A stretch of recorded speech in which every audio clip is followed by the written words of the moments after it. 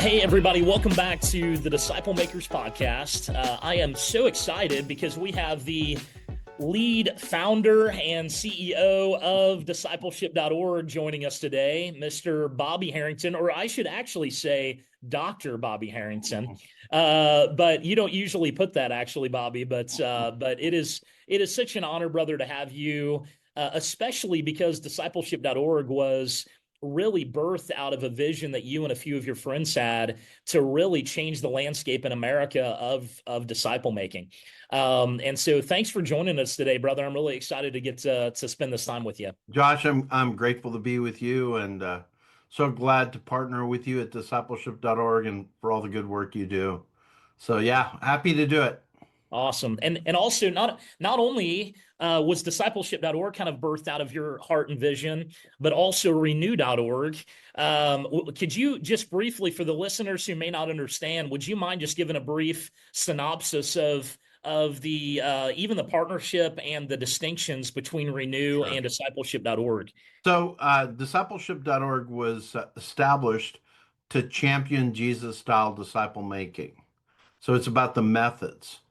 Renew.org was to champion the teachings of Jesus to fuel disciple making. So discipleship.org is about Jesus' method. Renew.org is about Jesus' teaching.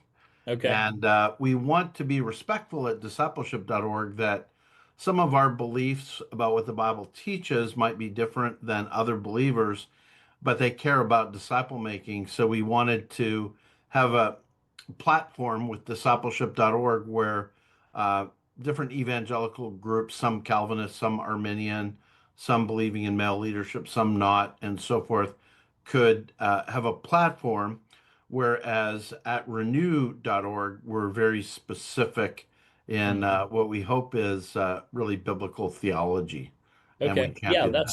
that's super helpful, man. And so basically then discipleship.org is really about just helping any evangelical church out there shift to a real disciple making culture. Yeah. So D.org kind of puts missiology at the forefront, like the mission that we're on together. And Yeah. then Renew would maybe put theology and ecclesiology a little bit up in front, where D.org would maybe have that a little bit. Yeah. I think the other thing, just to, this is probably maybe going deeper than we want to, but I'll mention it. I became persuaded of something that Dallas Willard said, that the gospel you preach will determine the disciple you get.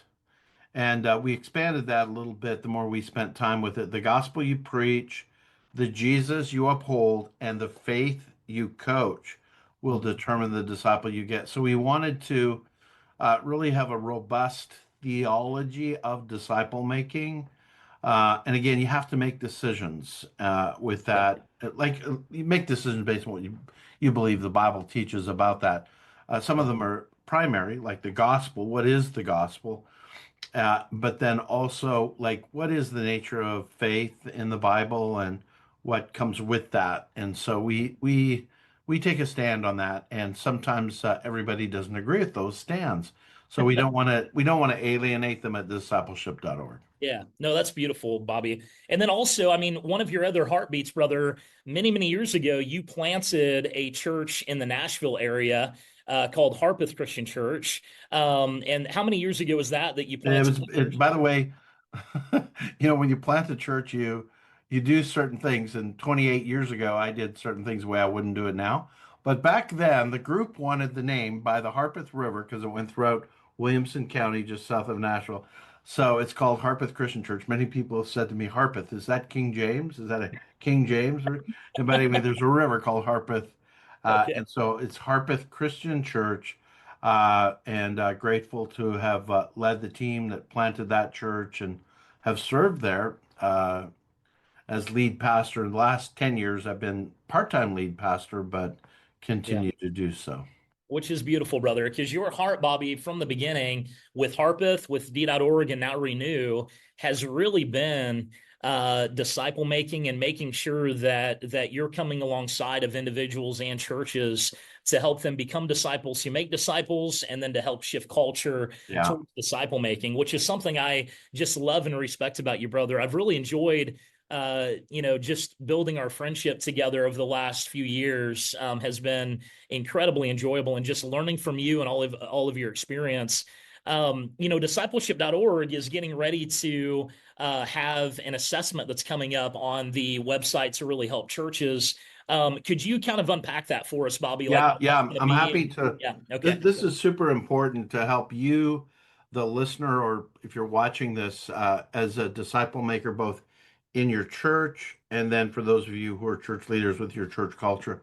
We're actually re-releasing these. We've had to tweak the formatting a little bit, but they're one of them is 10 years old. We came out with it in 2016, and the other one is 5 years old, a little over 5 years old. We came out with it in 2020. So what we wanted to do is help people to assess in objective terms, how am I doing as an individual disciple maker, or how is my church doing with a disciple making culture? Hmm. So, if I can, Josh, let me start with the individual because it's actually a little easier to envision. Yeah, And I have a document, if it's okay, I'd like to pull up to help yeah, everybody. yeah. So, That both sounds of great. these assessments were developed with my close friend and partner, Todd Wilson, who is the founder and the brains behind Exponential. Now Todd stepped out from Exponential a few years ago, and but Exponential carries this forward under the leadership of Dave Ferguson. So, as you look at this diagram, you'll notice it's 1, 2, 3, 4, 5. The diagram is helpful because if I can, I'll just start with first of all, the individual disciple maker. So the assessment helps you to see where you're at. Now, the goal is level five. Let me just say level five, where I would not only be a disciple maker, but I would make disciple makers. So the vision of level five is Paul in Second Timothy chapter 2, verse 2. And if you'll notice, there's four generations. So Paul is writing to Timothy, and he's telling Timothy to raise up disciple makers who will make other disciples. So four generations. Paul to Timothy, to faithful people, to disciple makers. Here's what Paul says. He says to Timothy, that which you have heard me say, Timothy, in other words, that which I've modeled, entrust to reliable people who are able to teach others. So again, Paul to Timothy, to reliable or faithful people.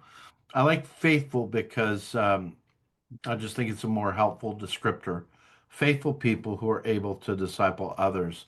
So what Yeah, we teach, and this is true of a disciple making church, the staff, the ministerial or pastoral staff in a disciple making church have to see, and they do see, that their role is not to make disciples, but to make disciple makers. Now, when you're yeah, making disciple makers, of course, you're discipling them, but the focus and the scorecard of your ministry is how many disciple makers am I raising up yeah, and promoting, which is level five. It's spiritual grandparents, or Paul's like a grandparent, right? yeah. Paul to Timothy, and Timothy to his faithful disciples, who then have other disciples. So that's level five. Now That's let's great. go Hey, back. Bobby, really, really quick before you go back, for those maybe who are only listening to audio right now, who may not be able to see the diagram, can you just briefly, quickly go through, because it's basically levels 1 through 5 on the diagram, right? Could you just Yeah, quickly give a verbal kind of explanation of what yeah. what we're seeing physically here? Okay, so let me describe five people. The first is number one. So that would be a person who's a hypocrite, who's a false teacher. I don't know what else to say, but they cause a subtraction of disciples by their teaching, by their lifestyle. People are turned off Jesus and they turn away. So Okay. they subtract disciples. Level two is somebody, and they're neither uh, raising up new disciples, and they're not turning people off. They're just cruising through life. They're plateauing. Mhm. Level three is somebody who helps add disciples. They would be somebody in their church, for example, who serves, who tithes, and they're helping the church as an entity add disciples. So maybe And just inviting friends to come to the church and things like that. yeah, yeah. Yeah, yeah, They're not personally making disciples, they're just helping the yeah. church make disciples. The whole focus at level three, and we'll see this in the church assessment, is it's preaching programs and praise and worship. And they're just helping support that with their time, talents, and their treasures. Level four, and this is a big deal, is somebody who invests in others and reproduces Hmm. disciples. Yeah, So this is a person, my wife, I'm so proud of her, is a great example of this. Year after year, we call them at my church, we call them transformation groups. They use trust and follow Jesus, and she reproduces disciples. And she meets with women for typically 12 to 18 months. She pours into them and she makes disciples. She's been frustrated lately because she hasn't seen a lot of those that she has discipled go on and make other disciples. Now, she has seen that in her children. Our children are disciples who make disciples. And she's also seen that in some of the women who, she's invested in previous years, but she's really frustrated right now because she's not raising up disciple makers. yeah. So, what's really important, though, is this first step. It's living a life of intentionality. I'm a disciple and I make disciples. So Mhm. I have a group of people and I'm intentionally thinking about them, encouraging them. Like I'll use myself as an example. I have a transformation group of men. We met yesterday morning. One of them is a guy I'm raising up to be a disciple maker. Like I'm intentionally Yeah, investing in him. The other guy is a guy who's not really a Christian. He would probably call himself a Christian, yeah, but there's no fruit in his life. He doesn't know the Bible. He's not living an obedient life. But yeah, but I'm discipling him with the hope that he's going to become a true follower of Jesus. And my apprentice, of course, I'm looking forward to the groups he's going to be leading next. So yeah, that's a level four, and then level five is and I just this is a treasure for me in my life, or the number of people I've raised up who are now raising up others.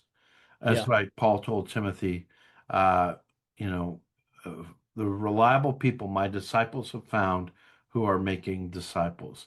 yeah. And That's this beautiful, is Bobby. this is the secret sauce Yeah. in a church that has a disciple making culture. Yeah, this is so good, man. Because honestly, there are a lot of assessments out there, Bobby, that may assess our spiritual growth or our prayer life or like how we are personally growing spiritually. But there's very few out there that can actually assess how are we doing with Jesus's great commission on our lives that we need to be disciples who make disciples. Yeah, So what a blessing to us individually and as a church to be able to say, hey, how are we doing with Jesus's final command to us, right? yeah, How are we doing with actually being a disciple who makes disciples? And so yeah. this is, yeah, it's such a blessing, man, to individuals and churches out there. Now, Josh, let me mention something just so people properly understand this assessment tool. By the way, if you go to discipleship.org's website, scroll down to the bottom left, you'll see where you can take this inventory. By the way, I would recommend that people take the inventory, even if you feel like, hey, I'm just learning about making disciples personally. Here's the great thing about it. You can take it when you're starting and then take it again like in a year and see how you've improved.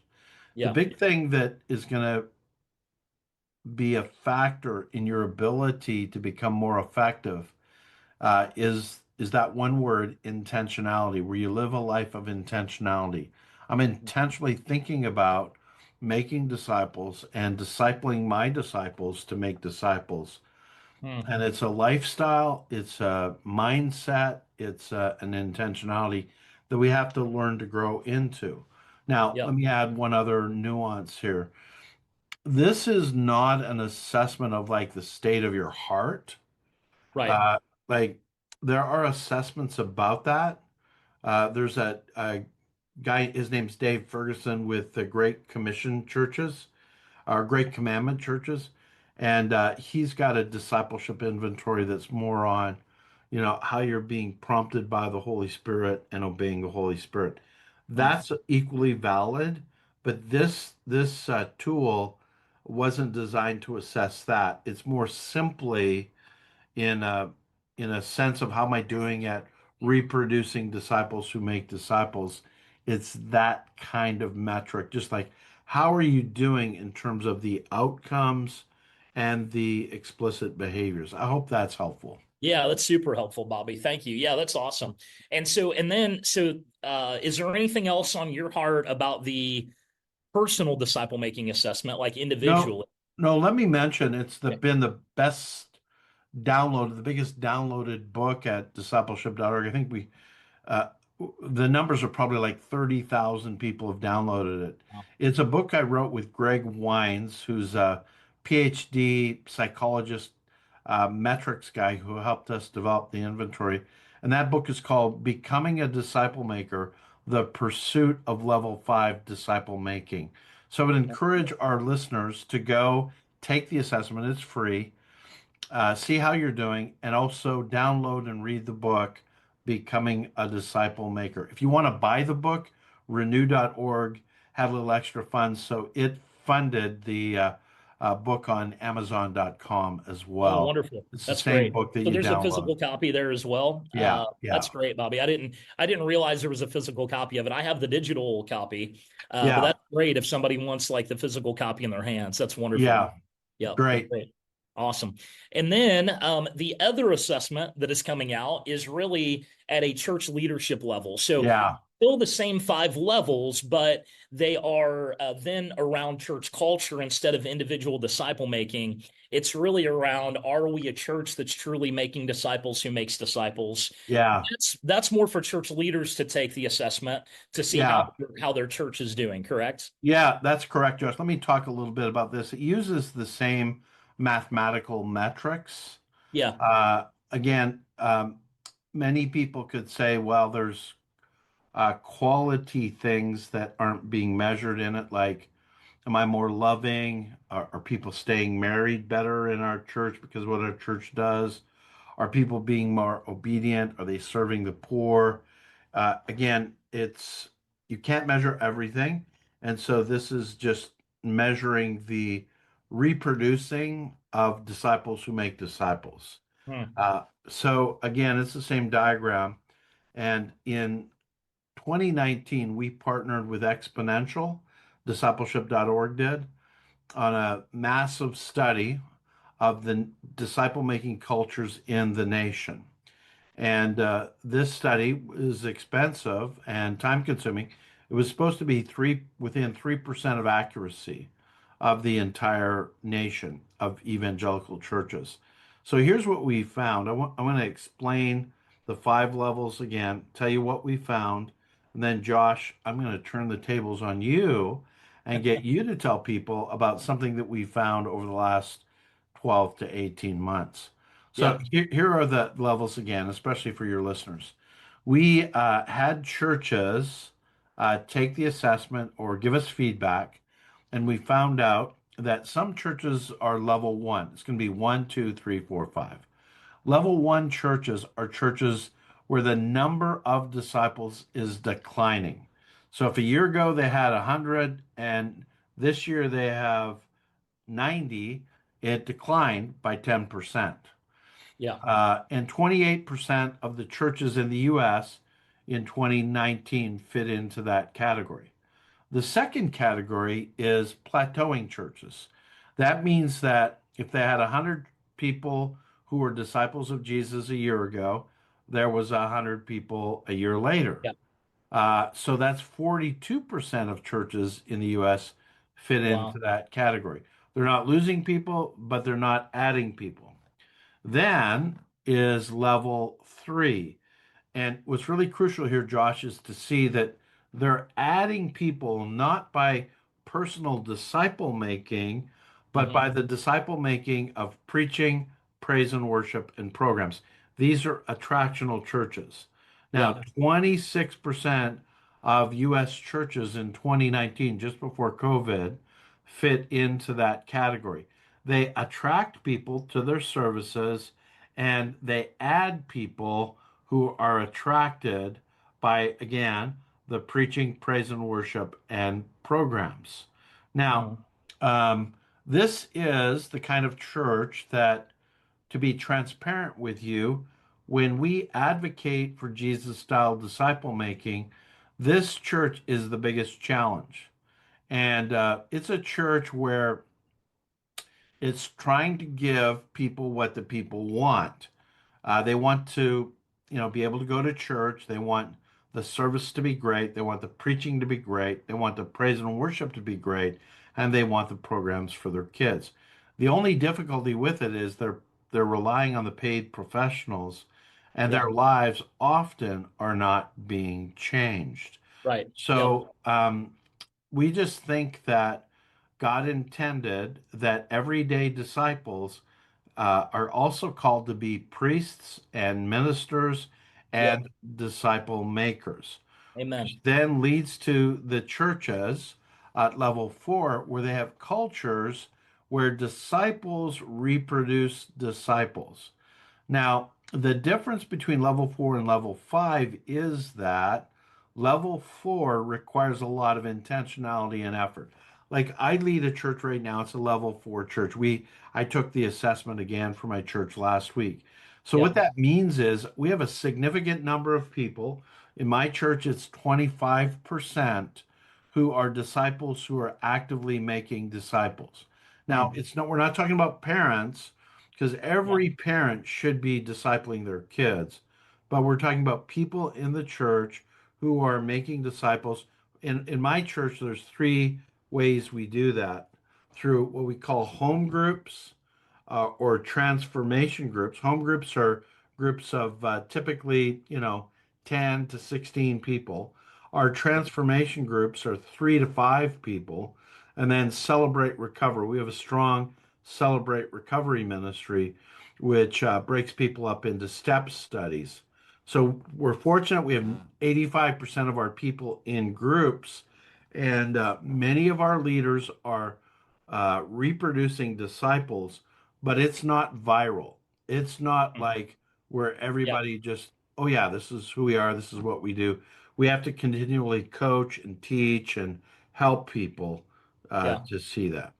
Yeah. So in 2020, when we released the National Disciple Making Report, which is available on Discipleship.org, we could not find level 5 churches in the US. Now, Mm. Josh, you have been a part of a disciple making movement in East Asia.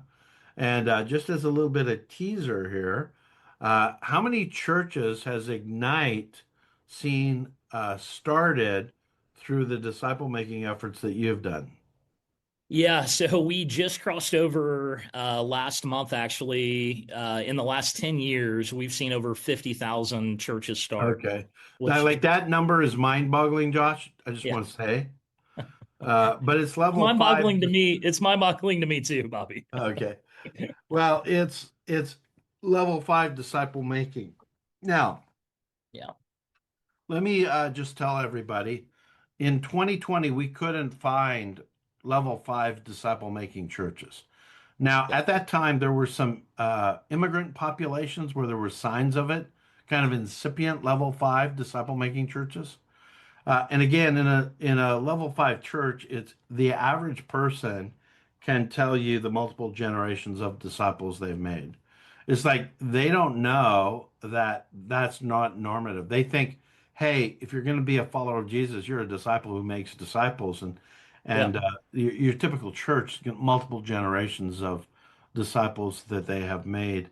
It's a wonderful culture in disciple making movements, but we couldn't find any with indigenous North Yeah. American populations, African American, Latino, or Caucasian. Yeah.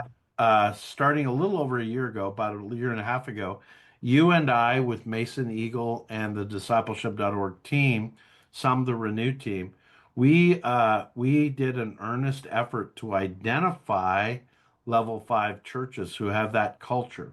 And here's how you know it's a culture. It's a culture when disciples who make disciples who make disciples is so natural in the culture that you'd have to work to stop it. Yeah. Right. Uh, and so it's multiplying. It's like it doesn't need as much energy and effort and intentionality that level four does because people have gotten it and it's viral. Yeah. It's disciples who make disciples who make disciples. So I'm going to turn the tables on you, my friend, and ask Yeah. you to talk a little bit about level five churches. Yeah, well, like you said, Bobby, back when discipleship.org and Exponential did the study in 2019, 2020, zero level five churches in North America were found. Like you said, they found some that were maybe knocking on the door, but zero found. And over the last year, since we've done this study, we've now found. I mean, there are. You and I have actually put together a book called "The Seven Practices of Disciple Making Churches." Wait, what's that title again? Seven Practices of Disciple Making Churches. Is that right? Which Did I get which the title right? you did, and I don't know when you're listening to this podcast, but it'll be released in early April, just before the National Disciple Making Forum, and it summarizes the results of what we found in those churches. Right, right. And so we actually found, I mean, there were, correct me if I'm wrong here, Bobby, but I believe that we found nine churches. Is that right? Yeah, Um, in a couple of cases, it was networks. So right, they would have right, multiple churches in that network, like Acts right. 2 network with Ed Kang. Right, right. So, but we found nine churches and or networks that would be classified level five, which again, in a 5 year period, going from zero being found to now nine being found is remarkable. And honestly, I'm sure that if we found nine, there are more out there that we weren't connected with yet, that Yeah, didn't take the assessment. And so God is moving in some really cool ways. We found, I mean, countless level four churches. There were yeah, so many level four churches, and then nine of these level five churches. And so Bobby and I and Mason over the last year have really tried to study these nine and say, okay, what are the practices they're doing? What is the culture like? What are the non-negotiables for them in order to try to boil it down? Because Bobby, you and I know historically all the books on movements, and I'm talking like, the big church planting movements or disciple making movements, like almost all of those books are written about movements that happen in Africa or China or India, but they're not about the practices of North American churches that are seeing this type of fruit. And so we wanted to try to boil down the practices and principles of these churches so that every church in America can learn from them and start on this journey to become a real disciple making church. And so that's good, we're Josh. incredibly excited about it. By the way, if you are in leadership at your church, we want to encourage you to go to discipleship.org, go down to the bottom left of the landing page, and you'll find the church disciple making culture assessment so you can see how your church is doing at it. Now, let me just say up front, the inventory is not an inventory for you to put yourself down. Mhm. It's an inventory to give you a benchmark so that you can work with discipleship.org, with renew.org. You can go through the book, Seven Practices of a Disciple Making Church, and you can help lead your church to become more effective. Mhm. I really think, Josh, and it'd be interesting to know what you think about this, but I think if we can get a lot of churches in North America to become level four Mhm. churches where we're reproducing disciples who make disciples, that sets the stage for a new generation who will be able to do what these nine churches or networks that we found, and that is to be viral and level Yeah. five disciples who make disciples who make disciples that plant Yeah. churches that make disciples that make disciples that make disciples that plant more churches that make disciples. Like Absolutely. my Yeah. church right now, here's the thing that's exciting to me. We're helping plant a couple of churches, one in my hometown of Calgary, Alberta, Canada, and on my staff at my church. I have two guys right now, and they want to go and plant a church. Yeah. And it's because they're making disciples who make disciples, and they want to go to that next level. Yeah. And I'm excited about it. No, that's beautiful. Yeah, and I'm with you, Bobby. Like if we the more churches we can get to be level 4, the more we will lay a foundation for a lot more level 5 Yeah, activity. yeah. I mean, Because I here's have to, let me just say this, and I want to say this to identify with most pastors. The people who come to our churches have a preconception of how church should be. yeah, And the vast majority of preconceptions that were developed around the level 3 church, the attractional church. And so many of us have to spend a lot of time re-educating, and I guess the word is re-enculturating a new culture. yeah, And there's a role for that in the legacy church. I'm so grateful yeah, that we found these legacy churches. Not all of them are legacy churches, yeah, yeah, but probably seven of the nine would be more legacy churches. And so we can look at them and we can say, okay, here's a model for North America of North American churches. One was in Canada, and we can try to emulate what they practice yeah, so that so that it can spread to others. I mean, my yeah, prayer, Josh, and I know it's your prayer too, is that there would be a revival yeah. in the land. And I think if it's going to happen, it's a revival focused on disciples who make disciples. Amen. There's a Yeah, great line. I'm bringing up more than I planned to, but let me just say this. I did an interview with Oz Guinness recently. He's a sociologist, PhD sociologist from Oxford, devout Christian, devout historian. And he says, in a revival, what happens is it's everyone, everywhere, always. And as mm, soon as he said those words to me, I, I went back to him and I said, "Did I get this right? Everyone, everywhere, always." And he said, "Yeah." And so I had this picture. Imagine in North America if there was a revival and everyone, everywhere, always, they saw themselves as disciples making disciples. yeah, yeah. That could turn the culture. Amen. Absolutely. And that's what we're going after, Bobby. The reality is the way that I kind of look at it, brother, is that it's like way back in the day, for people who would run track and field and things like that. The 4 minute mile was impossible. And literally there were doctors who said it is not physically possible to break the 4 minute mile, like to go sub 4 minutes. It just the human body can't do it, right? And then the first guy broke the 4 minute mile, and after him, it was like a domino effect that once people realized actually this is possible, we can do it. Now there's been, I mean, thousands of people that have broken the 4 minute mile, Yeah. hundreds of them that have broken it. But the idea is back in 2019 and 2020, when we found zero level 5 churches, I remember hearing missiologists who study foreign movements say real movement is not possible in the American church. Like it's because of the culture here and because of how integrated that additional level 3 model is, movement will not be possible here. And now we've had 9 churches, maybe more, that have broken that quote unquote spiritual 4 minute mile and said, no, it is possible here. We've just got to be serious about this and make these significant changes. And so now that those churches have broken that barrier, my heartbeat is, man, how can we help as many churches as possible now break that banner?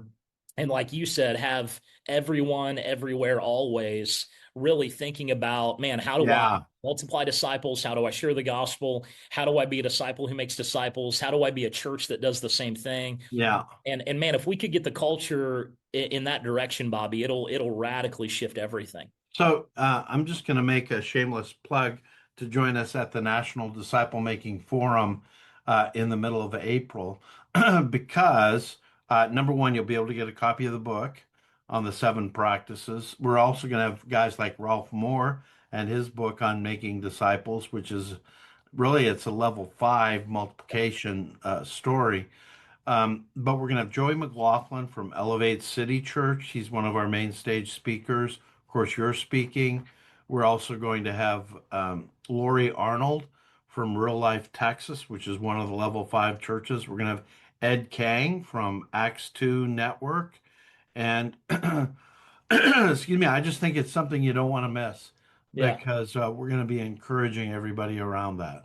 Yeah. And so if you want to attend, guys, please come to discipleship.org to our website. There'll be literally a very clear banner that you can click to register for the conference. We'd love to see you there. And you'll get to meet some of these level five leaders, the ones that are leading level five churches, and really learn from them and learn these principles and practices. And so we would love to see you there and get to hang out with you.